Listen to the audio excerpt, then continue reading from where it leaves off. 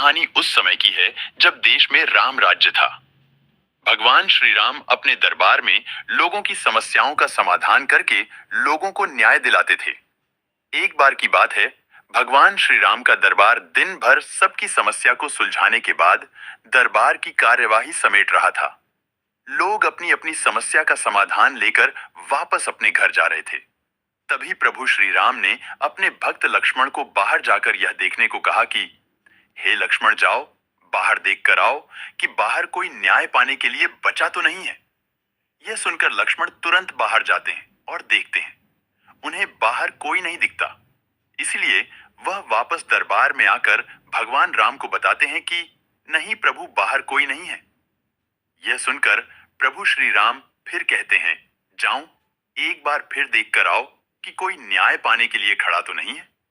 यह सुनकर लक्ष्मण जी बड़े अचंभित हो जाते हैं कि अभी उन्होंने बताया कि बाहर कोई नहीं है, फिर भी भगवान श्री राम कह रहे हैं कि जाऊं बाहर देख कर आऊं कि कोई खड़ा तो नहीं है।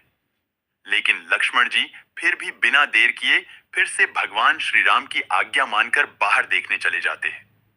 वह इधर उधर देखकर वापस ही लौट रहे होते हैं कि उनकी नजर एक कुत्ते पर पड़ती है। उस कुत्ते के सिर पर चोट लगी होती है। वह कुत्ते से उस चोट के लगने का कारण पूछते हैं। लक्ष्मण जी को देखकर कुत्ता खुश हो जाता है।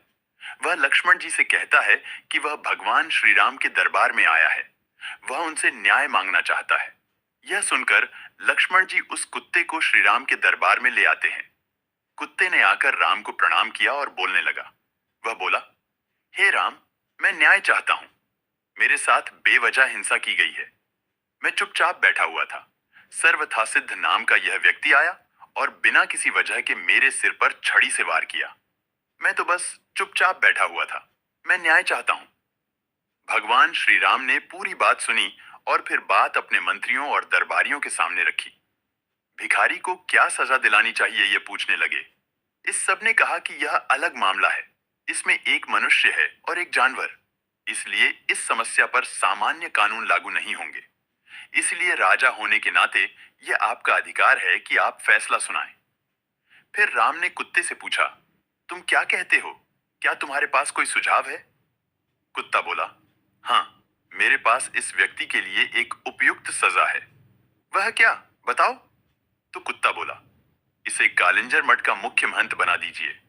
राम ने कहा, तथास्तु, और भिखारी को प्रसिद्ध कालिंजर मठ का मुख्य महंत बना दिया गया। राम ने उसे एक हाथी दिया। भिखारी इस सजा से बहुत प्रसन्न होते हुए हाथी पर चढ़कर खुशी खुशी मठ चला गया। दरबारियों ने कहा, यह कैसा फैसला है? क्या यह कोई सजा है? वह आदमी तो बहुत खुश है।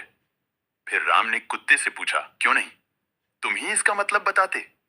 कुत्ते ने कहा, पूर्व जन्म में मैं कालिंजर मठ का मुख्य महंत था और मैं वहां इसलिए गया था क्योंकि मैं अपने आध्यात्मिक कल्याण और उस मठ के लिए सच्चे दिल से समर्पित था, जिसकी बहुत से दूसरे लोगों के आध्यात्मिक कल्याण में महत्वपूर्ण भूमिका थी। मैं वहां खुद के और हर किसी के आध्यात्मिक कल्याण के संकल्प के साथ वहां गया और मैंने इसकी कोशिश भी की। मैंने अपनी पूरी कोशिश की। मगर जैसे जैसे दिन बीते, धीरे धीरे दूसरे छिटपुट विचारों ने मुझे प्रभावित करना शुरू कर दिया। मुख्य महंत के पद के साथ आने वाले नाम और ख्याति ने कहीं ना कहीं मुझ पर असर डालना शुरू कर दिया। कई बार मैं नहीं, मेरा अहं काम करता था। कई बार मैं लोगों की सामान्य स्वीकृति का आनंद उठाने लगता था। लोगों ने मुझे एक धर्म गुरु की तरह देखना शुरू कर दिया। अपने अंदर मैं जानता था कि मैं धर्मगुरु नहीं हूं, मगर मैंने किसी धर्मगुरु की तरह बर्ताव करना शुरू कर दिया और उन सुविधाओं की मांग करना शुरू कर दिया जो आम तौर किसी धर्मगुरु को मिलनी चाहिए। मैंने अपने संपूर्ण रूपांतरण की कोशिश नहीं की, मगर उसका दिखावा करना शुरू कर दिया और लोगों ने भी मेरा समर्थन किया। ऐसी चीजें होती रहीं और धीरे धीरे अपने आध्यात्मिक कल्याण के लिए मेरी प्रतिबद्धता घटने लगी और मेरे आसपास के लोग भी कम होने लगे।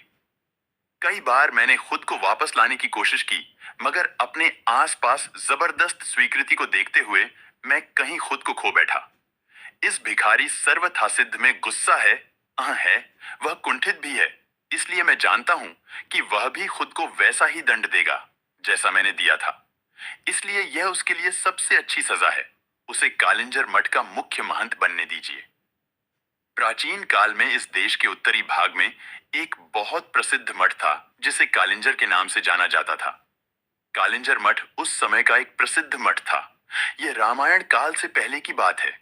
रामायण का मतलब है लगभग 5000 साल पहले। कालिंजर मठ का खूब नाम था।